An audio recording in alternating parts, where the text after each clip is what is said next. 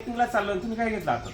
कसं आहे की ट्रेकिंगला जाताना घरामध्ये ज्या बिया होत्या आपल्याकडं त्या खजूरच्या बिया आहेत. तर ह्या बिया आपण ट्रेकिंगला जाताना डोंगरावरती आपण टाकणार आहे. खऱ्या अर्थानं आता प्रत्येक खूप तरुण ट्रेकिंगला जातात.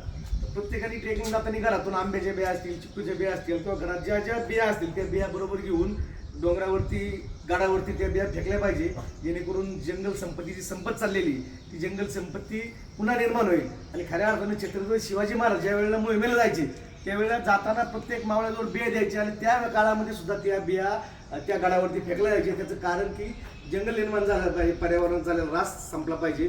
त्यामुळे प्रत्येक तरुणाने खऱ्या अर्थाने ट्रेकिंगला तुम्ही रोज जाताय, रविवारी जाताय किंवा प्रत्येक एका वारी जाताय तुम्ही, त्या ठिकाणी आपण आपल्या घरामध्ये किंवा आजोबाबाला किंवा एखाद्या विक्रेत्याकडून बिया घ्या, देशी बिया घ्या आणि त्या बिया त्या गाडावरती त्या डोंगरावरती फेका, जेणेकरून संपलेली जंगल संपत्ती संपलेली ती तयार होईल आणि खऱ्या अर्थाने पर्यावरण होईल आणि आपला परत आपला भारत देश आपला महाराष्ट्र हिरवागार होईल. धन्यवाद.